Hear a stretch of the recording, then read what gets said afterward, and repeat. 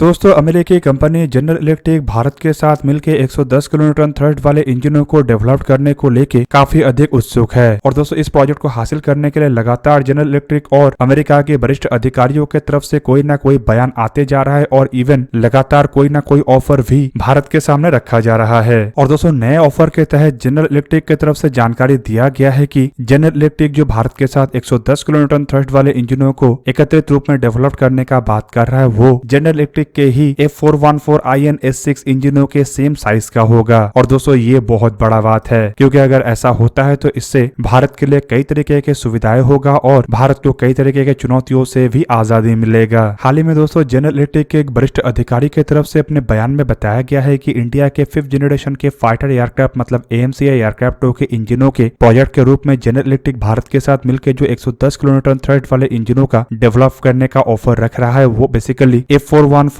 इंजनों के ही आकार का होगा। और अब तक इसे लेके जो स्टडी किया गया है उससे इन डेवलपमेंटों को लेके कई सारे चीजों को सुनिश्चित किया गया है जिनमें आकार एक महत्वपूर्ण चीज है। दोस्तों डिजाइन को लेके बताया जा रहा है कि इसमें डिजाइन में जो इंप्रूवमेंट किया जाएगा उससे F414IN S6 मतलब 98 किलोन्यूटन थ्रस्ट के मुकाबले में 18% अधिक थ्रस्ट होगा और साथ ही साथ इंजन अधिक रिलायबल, इंप्रूव परफॉर्मेंस और सर्विसिबिलिटी और पेलोड के साथ होगा। अब दोस्तों रिपोर्टों में दावा किया जा रहा है कि अमेरिका के द्वारा कुछ और नहीं बल्कि F414 इंजनों के ही एनहांस परफॉर्मेंस वर्जन मतलब 116 किलोन्यूटन थ्रस्ट वाले इंजनों का ऑफर रखा गया है। बेसिकली अगर F414IN S6 इंजन को देखा जाए तो ये 98 किलोन्यूटन तक के थ्रस्ट जनरेट कर सकता है और भारत को 110 किलोन्यूटन का थ्रस्ट अपने AMCA Mark II एयरक्राफ्टों के लिए चाहिए। F414 एनहांस परफॉर्मेंस वर्जन को अगर देखा जाए तो दोस्तों ये IN S6 इंजनों के ही जितना लंबा मतलब 154 इंच का है, जबकि इसके इंटरनल डायमीटर भी सेम है। और इंजनों में अगर कोई फर्क है तो वो है इसके कोर सेक्शन और इसके थ्रस्ट प्रोड्यूसिंग कैपेबिलिटी। और दोस्तों अगर सेम साइज के इंजन के रूप में 110 किलोन्यूटन थ्रस्ट वाले इंजन को डेवलप किया जाता है तो जितने भी एयरक्राफ्टों में F414 इंजनों का इस्तेमाल हो रहा है उन सभी एयरक्राफ्टों में आने वाले समय में ये 110 किलोन्यूटन थ्रस्ट वाले इंजनों को आसानी से स्विच किया जा सकेगा। और इसके लिए एयरक्राफ्टों के एयरफ्रेम में भी किसी भी तरीके का कोई बदलाव का आवश्यकता नहीं होगा। हालांकि दोस्तों अगर इंजनों के आकार में या साइज में अगर कोई बदलाव होता है तो थोड़ा बहुत बदलाव से तो इंजनों के फिट करने में मुश्किलें नहीं आता है क्योंकि इससे एयरक्राफ्टों में थोड़ा बहुत ही मॉडिफिकेशन करना पड़ता है। लेकिन अगर आकार में बदलाव काफी अधिक है तो कई समय इंजनों को स्वैप करना या फिर कहते हैं इंजनों को बदलना नामुमकिन बन जाता है। अब दोस्तों यहाँ पे अगर देखा जाए तो तेजस Mark 1 और Mark 1A जैसे एयरक्राफ्टों के अलावा बाकी जितने भी एयरक्राफ्ट भारत की तरफ से डेवलप किया जा रहा है सभी में F414 इंजनों का इस्तेमाल किया जा रहा है जिनमें तेजस Mark 2 twin engine deck based fighter aircraft और AMCA के Mark 1 जैसे एयरक्राफ्ट शामिल है। और इन सभी एयरक्राफ्टों में 10 सालों के बाद इंजनों को बदलने का आवश्यकता पड़ेगा। और दोस्तों ऐसे समय में अगर भारत के पास 110 से 120 किलोन्यूटन थ्रस्ट वाले ये जो इंजन है ये अगर F414 इंजनों के ही आकार का हो तो भारत के लिए इन सभी एयरक्राफ्टों को बाद में अपग्रेड करके अधिक ताकतवर इंजनों को लगाना आसान होगा। इवन अगर देखा जाए तो बाद में इंजनों के रिप्लेसमेंट के समय भारत को फिर से विदेशी इंजनों को भी खरीदना नहीं पड़ेगा। अब दोस्तों कुछ रिपोर्टों में तो दावा ये भी किया जा रहा है कि एक तरीके से हिंदुस्तान एरोनॉटिक्स लिमिटेड और aeronautical development agency general electric के F414 इंजनों के बेस पे 110 किलोन्यूटन थ्रस्ट वाले इंजनों के डेवलपमेंट के ऑफर के पक्ष में है। क्योंकि दोस्तों अगर डिफरेंट इंजन को मैन्युफैक्चरिंग के बाद चुना जाता है तो इंजनों को बदलने के दरमियान एयरक्राफ्टों के जो महत्वपूर्ण पार्ट है जैसे कि एयर इनटेक का डिजाइन से शुरू करके इसके और कुछ डिजाइनों में भी बदलाव करना पड़ेगा जो कि बाद में एयरक्राफ्टों के अपग्रेडेशन के प्रोजेक्ट को लंबा खींच सकता है या फिर कहे तो अपग्रेडेशन के प्रोजेक्ट को थोड़ा क्रिटिकल भी बना सकता है। और दोस्तों इसका मतलब सिंपल ये है कि अगर जनरल इलेक्ट्रिक के ऑफर के तहत इंडिया आगे बढ़ता है तो इंडिया के इंजन डेवलपमेंट के जो प्रोग्राम है वो और आसान हो जाएगा। पर शर्त ये है कि अगर जनरल इलेक्ट्रिक की तरफ से भारत के जरूरतों को पूरा नहीं किया जाता है मतलब भारत के शर्तों को नहीं माना जाता है तो शायद जनरल इलेक्ट्रिक के संभावनाएं कम होगा जिनमें केवल मात्र टेक्नोलॉजी ट्रांसफर ही नहीं है बल्कि इंटेलेक्चुअल प्रॉपर्टी राइट और एक्सपोर्ट राइट भी शामिल है। अब दोस्तों देखा जाए तो जनरल इलेक्ट्रिक के ट्रांसफर ऑफ टेक्नोलॉजी को लेकर भी कई तरीके के सवाल उठ रहा है। और दोस्तों इन सवालों के दरमियान जनरल इलेक्ट्रिक की तरफ से एक बयान जारी करते हुए बताया गया है कि जनरल इलेक्ट्रिक इंजन के टर्बोफैन टेक्नोलॉजी को भारत को संपूर्ण रूप से ट्रांसफर करने के लिए तैयार है। बेसिकली दोस्तों यूरोप की तरफ से भी भारत के सामने जेट इंजनों के ऑफर को बेहतरीन ढंग से रखा जा रहा है और इसे देखते हुए जनरल इलेक्ट्रिक को महसूस हो रहा है कि शायद भारत के सामने बेहतरीन ऑफर पेश न करने पे इतने बड़े मार्केट को जनरल इलेक्ट्रिक को खोना पड़ सकता है। और इसीलिए बताया जा रहा है कि जनरल इलेक्ट्रिक भारत में F414 इंजनों के संपूर्ण टेक्नोलॉजी ट्रांसफर के साथ इंजनों के मैन्युफैक्चरिंग के प्लांट को लगाना चाहता है। रिपोर्ट के मुताबिक इन एयरक्राफ्टों के इंजनों का इस्तेमाल तेजस Mark 2 एयरक्राफ्टों में किया जाएगा और जनरल इलेक्ट्रिक इन इंजनों को भारत में साल 2028 के आसपास बनाना शुरू करना चाहता है। अब दोस्तों इंडिया अमेरिका के लिए कितना बड़ा मार्केट है इसके बारे में तो आप लोगों को बताने का आवश्यकता नहीं है, लेकिन अगर फिर भी देखा जाए तो हाल फिलहाल में ही भारत की तरफ से करीबन 470 नए एयरलाइन एयरक्राफ्ट को खरीदने को लेकर एक ऑर्डर दिया गया है और दोस्तों ये ऑर्डर अब तक के सबसे बड़े ऑर्डरों में से एक है। दोस्तों ये जो 470 एयरक्राफ्ट है इनमें असल में जनरल इलेक्ट्रिक और सैफ्रॉन दोनों के ही ज्वाइंट वेंचर में बना हुआ इंजनों का इस्तेमाल हो रहा है और ये ऑर्डर अमेरिका में काफी बड़े मात्रा में जॉब जनरेट भी कर रहा है। जबकि अगर एयरक्राफ्टों के इंजन मतलब जेट फाइटरों के इंजनों को अगर भारत के द्वारा परचेस किया जाता है तो बताया जा रहा है कि आने वाले 2 दशक के अंदर भारत को कई हजारों की संख्या में इंजनों का आवश्यकता होगा और ये डील अगर अमेरिका संपूर्ण कर पाता है तो करीब करीब 2 दशक तक अमेरिका भारत को इंजनों के पार्ट्स और कई तरीके के अन्य इक्विपमेंटों को सप्लाई कर पाएगा। अब दोस्तों ऑलरेडी अगर देखा जाए तो भारत अपने तेजस मार्क 1 और मार्क 1A जैसे एयरक्राफ्टों के लिए जनरल इलेक्ट्रिक से F404 इंजनों को परचेस कर चुका है। इन इंजनों के साथ जहां पे तेजस मार्क 1 एयरक्राफ्टों का निर्माण हो चुका है तो वहीं पे तेजस मार्क 1A एयरक्राफ्टों का निर्माण हो रहा है। रिपोर्ट के मुताबिक जनरल इलेक्ट्रिक के साथ भारत का F414 इंजनों के सप्लाई को लेकर भी एक समझौता हो चुका है और कुछ F414 इंजनों का सप्लाई भी किया जा चुका है जिसका इस्तेमाल तेजस मार्क 2 एयरक्राफ्टों के प्रोटोटाइपों में किया जाएगा। हालांकि दोस्तों जितने F414 इंजनों का ऑर्डर दिया गया है उसका इस्तेमाल फिलहाल तेजस मार्क 2 एयरक्राफ्टों के प्रोडक्शन के साथ साथ twin engine deck based fighter aircraft और AMCA जैसे एयरक्राफ्टों के प्रोटोटाइपों में इस्तेमाल किया जाएगा। लेकिन twin engine deck based fighter एयरक्राफ्टों के प्रोडक्शन वेरिएंट और AMCA मार्क 2 एयरक्राफ्टों के प्रोडक्शन वेरिएंटों के लिए इंजनों का अब तक डील नहीं हुआ है। मतलब अभी भी संभावनाएं है कि F414 इंजनों का इस्तेमाल करके प्रोटोटाइपों का निर्माण किया जाए और उसके बाद अन्य इंजनों का इस्तेमाल किया जाए, पर यह संभावनाएं हकीकत में ना बदले इसके लिए ही जनरल इलेक्ट्रिक की तरफ से प्रयास किया जा रहा है। जबकि इसके अलावा भी अगर देखा जाए तो भारत जो Hindustan lead in fighter trainer मतलब HLFT-42 एयरक्राफ्टों का निर्माण कर रहा है उसमें भी